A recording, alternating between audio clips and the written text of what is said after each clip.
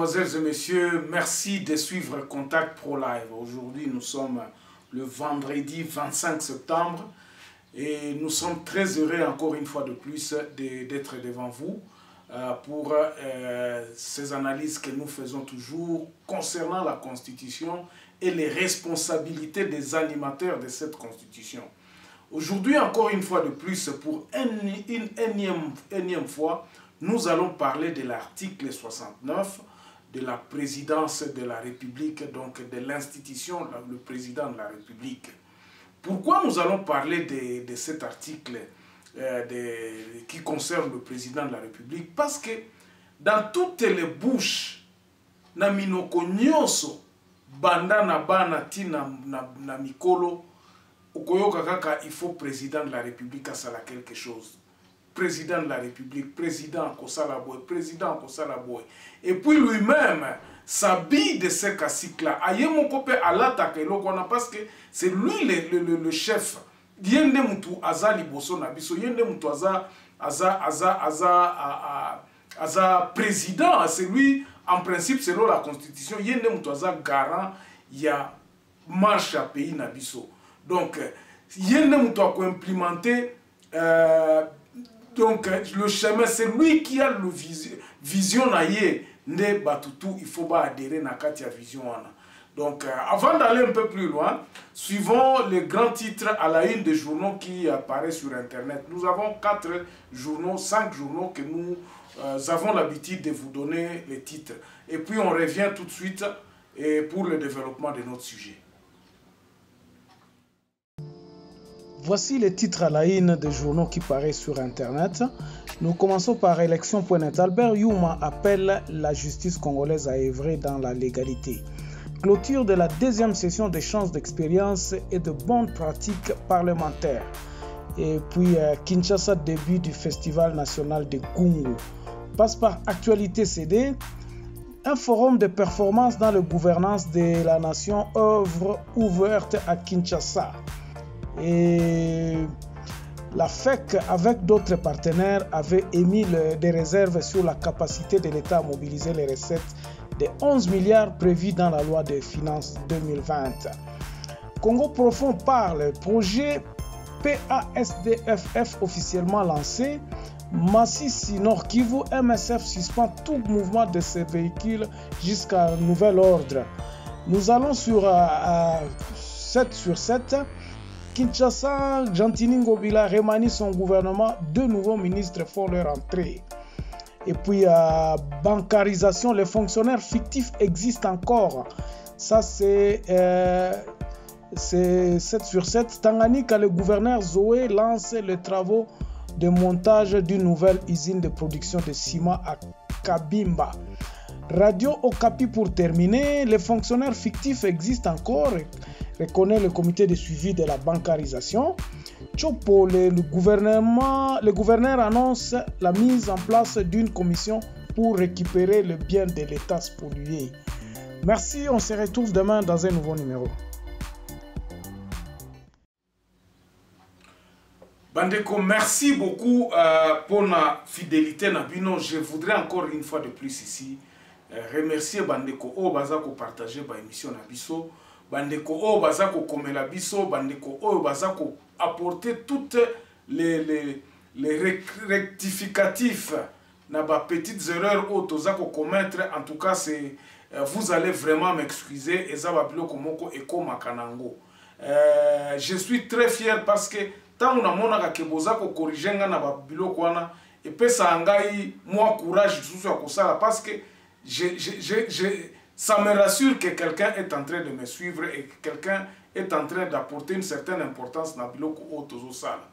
Ok, le loto lobela article 69 et lobi nini yango oyo awa bolanda yango toko zalate que to banda kotangela bino parce que boye bien yango déjà on a déjà lu ça beaucoup de fois, mais nous apportons un peu notre réflexion na ndenge nini na ndenge otozo kanisa ke marche à pays il faut kende.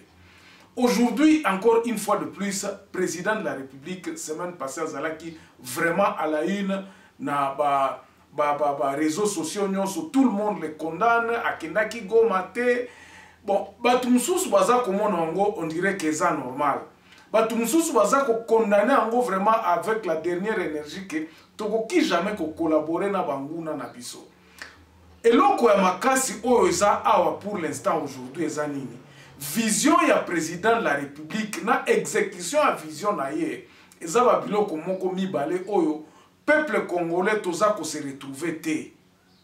Vous allez même ceux qui bolanda kapé ba confrères na biso o baza na Kinshasa baza kolobela yango et puis ça nous met dans des situations difficiles. Même les politiciens aussi ba politiciens ya opposition bazoye baté ceux qui président de la République azawa qu'est-ce qu'il veut. Alors ceux qui bolanda kangai je prône toujours sur la modification ou bien la constitution nabiso. Constitution nabiso est prévoyant que non, on peut modifier certains articles et ça n'a pas article où ils ont verrouillé. Maintenant, et là qu'on a l'ingéna no belango lelo ils ont pona nini, ils ont pona danger oyo batu baza kozela. Donc beaucoup de gens ne disent pas que non, toko kiko changer constitution te. Batu mususu ba kiko loba non, toko ko modifier. Mais maintenant, les ennemis, les ennemis na biso na yebisa bino pourquoi baza bavandi calme boto sala erreur, bango bakanisi ke eza erreur. La modification de la constitution ne signifie pas que tozo bande la babilo konyo sotuté. Si aujourd'hui nous pouvons passer par une nouvelle république, c'est-à-dire que tu proclamer une nouvelle république, ce n'est pas que te faire tomber constitution na biso. Ça c'est ma réflexion parce que mususu ba komela inga balobi Germain yozo kanisa ke soki to modifier constitution na Kabila kozwa susu makasi po zonga et kozala neti makambo ezo salema na Côte d'Ivoire parce que balobi que non Alassane Ouattara a un droit de se représenter pour un troisième mandat. Tolobi a un troisième mandat pour nani parce que troisième mandat est banni na kati ya constitution na biso ya lelo oyo.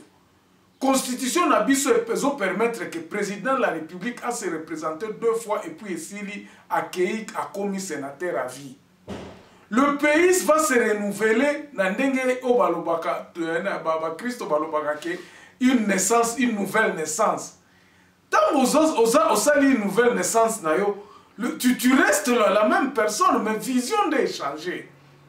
Vision d'échanger. Tozo kende wapi. Na modèle o tozo kende na mur, tozo zwaka solution ya décollage économique, tena indépendance na biso économique ou bien vision na biso mboka na biso zo kende sikate. Le mal continue à prendre beaucoup plus d'ampleur. Tozo zwa solution te na makambo ebele. Ki moyibi ezo la te. Alors, batu oyo ya banguna na biso, je ne dirai pas les noms, mais vous allez les reconnaître. Baza kozela ke to modifier constitution pour baloba ke non et comme constitution asika. Et c'est là où je réponds à ceux qui m'écrivent que non.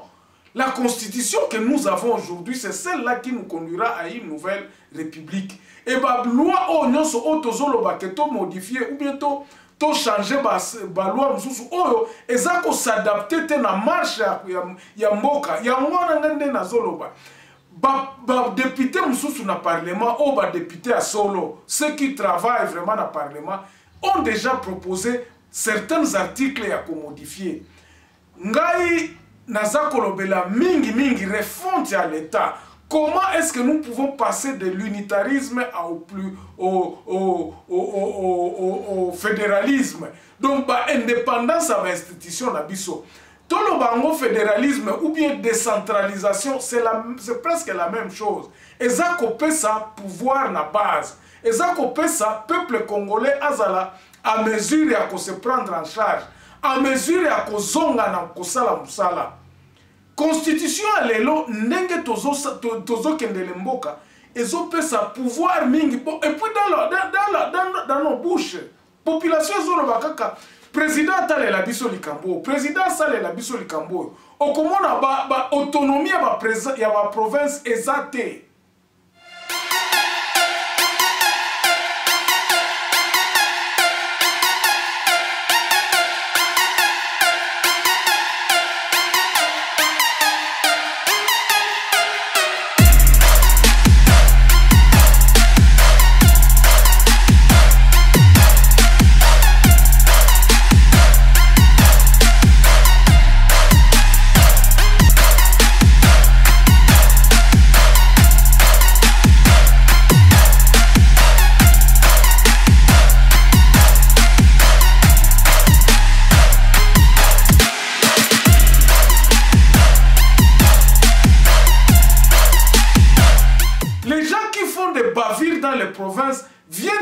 le pouvoir à Kinshasa, et puis ça, bazoya siko na ndenge nini, na corruption, na tout ça, et puis les choses ne décollent pas dans les provinces. Soko tali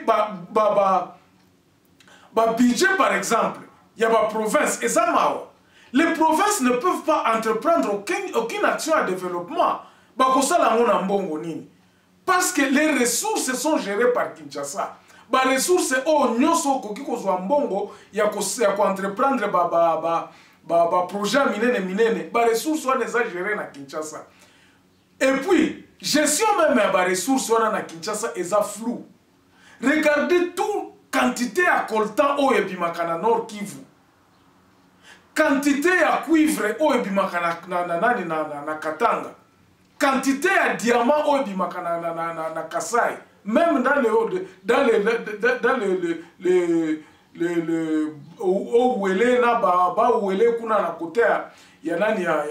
la province orientale. Et ça, les ressources, on se dit, mais mining et servaka nini dans na kati ya ba territoire place Babylone kwa nezobima. Ils n'ont aucune idée. Bazana idée. C'est pour cela que nous proclamons, nous disons que salut Yamboka Nabiso est vraiment décentralisation. Et ça que les territoires puissent prendre contrôle na ba richesse na bango, que les territoires puissent commencer à négocier même bango moko. Ce qui ba territoire okiozala na ba comptoir ya ba mine na bango akoloba que non. Mboka na biso avant to teka eloko, il faut que territoire na biso eye ba tokoteka quantité ya ba minéraux na biso ndeni. Je parle tout simplement à côté à minéraux, mais côté pays agricole. Les administrateurs doivent savoir que nous toko gérer territoire na biso ndenge nini. Na kati ya territoire na biso richesse nini yango toza nango o toki ko exploiter o yeko ko permettre biso to bongisa mboka na biso.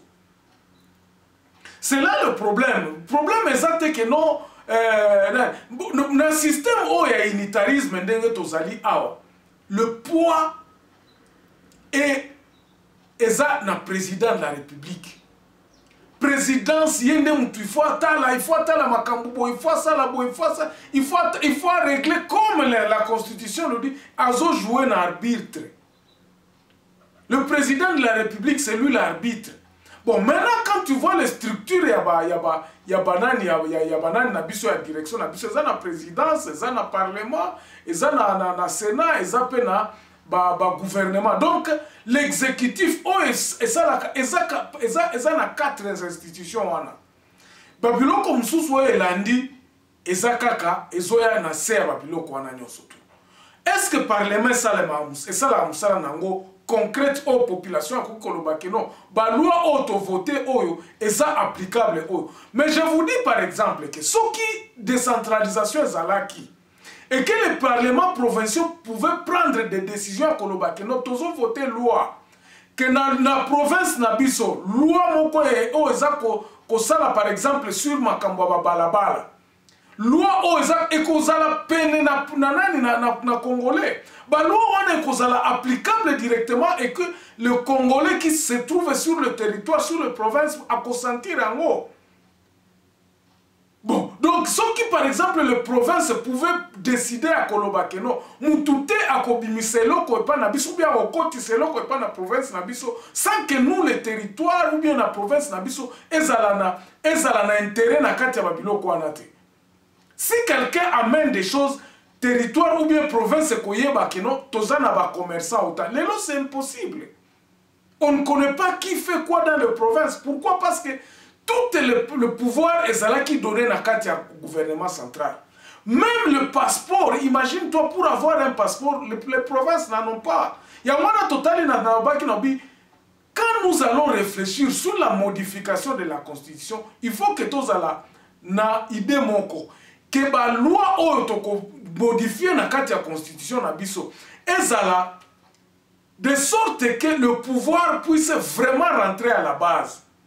Et que les territoires basent à la garant, il y a sécurité na bango, basent à la garant, il y a minéraux na bango. Il faut que les territoires, les provinces puissent avoir le pouvoir à Kolobate, Kinshasa okiko zwa ba richesse na biso mbala moko boeteke et que ndaka na Kinshasa ba autorisation nyoso et bandako uta na Kinshasa, c'est impossible. Bon, imaginez-toi par exemple, toloba ba route de dessert agricole oyo, il faut ba province et ça là pour na ko alimenter ou bien pour na ko faire vivre province na bango. Toutes ces décisions là doivent être prises à partir de Kinshasa. Et là, et ça lourd. Et ça kilo mingi. Alors les provinces ne peuvent pas se retrouver. C'est ainsi, aujourd'hui même, ceux qui t'osent composer ma condition que non, ma province est tellement pauvre pour que non, ça c'est vraiment un faux fouillant. Pourquoi? Parce que les lois qui n'ont lié qui n'ont or et pas nangai, je vais m'organiser, le comité provincial qui à partir d'aujourd'hui, to sali contrôle ya mutu nyonso tu na banzela nyonso o ekendaka mutu nyonso to avant bimisa or na biso étiquette na biso par exemple la province yango et côté kamawapi la province peut avoir ce que province eza na pouvoir wana. Alors ça et qu'on déjà bambongo belé parce que nous allons contacter, nous allons dire mbala moko na ba acheter ya ba minéraux na biso et que toko sala ba banque yena et pas na biso, nous aurons en tout cas dans moins de 6 mois toko sala na bambongo ya kotonga soit boya ko sala boy. Et c'est ça le problème na place on na za koloba. Tout ce qui prône l'unitarisme comme mode de gestion ya ko misa biso na eloko oyo toza na crise oyo za nango eza ko pérenniser pouvoir ya kala. Nous devons nous mettre en tête que nous devons changer les choses absolument et le plus urgemment possible. Donc, vision à président Alelo, tellement à côté. Je ne sais pas comment est-ce qu'il est en train de réfléchir qu'il y parviendra. Je ne sais pas. Dans le modèle Oyo, l'impression que la population a aujourd'hui, c'est que le président Tshisekedi Azako pérenniser le pouvoir où il est kakikara. Et on se dit, tout ça comme il tient la barrière, que non, pour Kabila, Kabila, on voit l'ombre de Kabila partout. Bon, je ne sais pas. Aujourd'hui, on se dit, rapport à FCC Cash, tout ça, il y a des contrats qu'ils ont signés, donc, l'alliance na bango ndenge zo permettre que non, avec ce que nous avons aujourd'hui, la guerre de l'Est ne terminera jamais. Or, si tout le monde se dit que non, ok, et c'est ça que moi je pense que le président fallait ça. Il faut que le président Azala, à mesure, ya kozwa, décision à Kolobaki. Non, nous allons faire une refonte à l'État, tout en sachant que la constitution qui nous garantit aujourd'hui, nous allons modifier les points clés, surtout par rapport à la région, entre le gouvernement central et le gouvernement provinciaux. Le gouvernement, au moins, par rapport au pouvoir est détenu dans le gouvernement central. Si on rétrocédait tous ces pouvoirs-là dans la province, misala ebele ko bandokende na kati ya province. Et que par exemple le gouvernement central est tout simplement na 20 ministres. Et que le gouvernement provincial base à peu près na 40 ou bien 35 ministres. Bon, j'ai écouté certaines réactions. Il y a un député du Nord Kivu, Mouino Zangi, après ça qui va réflexion. Bon, je suis en train encore de parcourir documents. Et puis moi, je vais réagir. Parce que beaucoup de gens m'ont envoyé ces documents dans 8 ans à Kotanga pour Nga Penatala. Qu'est-ce qu'il propose? Mais aujourd'hui, ce que j'avais à dire sur la peur, il y a constitution, il y a changer la constitution et puis refonte à pays. Parce qu'aujourd'hui, le président de la République ne peut pas faire tout seul. Mais il a la décision, il a le mot-clé. Aujourd'hui, député, avec impulsion à président de la République, s'il dit ce qui est président de la République à lobby, tokozwana année auto réfléchir sur yakozongi ça va pouvoir na kati ya province et que le parlement parce que le gouvernement bon ce qui est lobby que gouvernement ne te propose à capé la loi. Oui, le gouvernement actuel, sous l'impulsion du...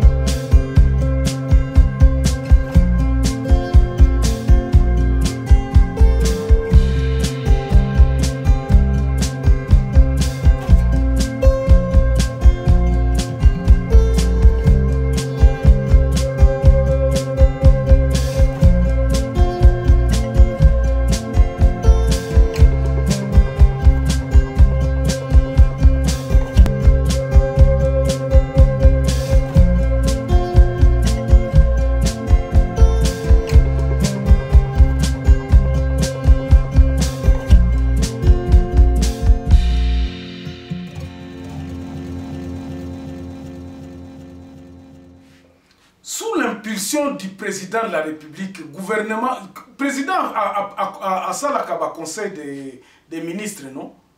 Il peut venir avec cette vision à Kolobake. Non, bon, dans le Conseil des ministres, nous allons proposer une loi, il y a que ça là, tout modifier la Constitution, mais la Constitution, tout modifier en gros, tel article, tel article, tel article, tel article. Et puis il envoie ça au Parlement pour qu'il va discuter en gros. Parlement, ce qui va discuter en gros, Monique, non, et ça rétrocéder. Parce que aujourd'hui, mes chers amis, et là,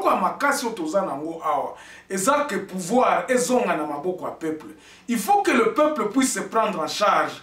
Tshisekedi Mouamulumba avait dit ça. Et c'est ça que je pense que la vision qu'il fallait que Félix Azala animé Nango. Et non pas pérenniser une vision qu'il ne connaît même pas. Ça ne va pas. Donc le président aujourd'hui peut changer kakalobité. Makambo armé, province nanu ezwananu, chaque province va ta la babilo quoi. Eza la même recensement, eza la identification babilo quoi na nyoso. Si les gouvernements provinciaux peut avoir par exemple 40 ou bien 50 ministres et que chaque ministre va vraiment na babilo quoi kosala, je crois qu'il peut y avoir une restructuration belée dans la région et et puis notre pays va s'asseoir sur les régions, sur les territoires. Et puis le changement viendra. Voilà ce que j'avais à vous dire pour aujourd'hui. En tout cas, je m'arrête là en vous demandant de partager l'émission. Et ceux qui sont venus pour la première fois de partager, de s'abonner massivement. Et on se retrouve demain dans un nouveau numéro. Portez-vous bien. Au revoir.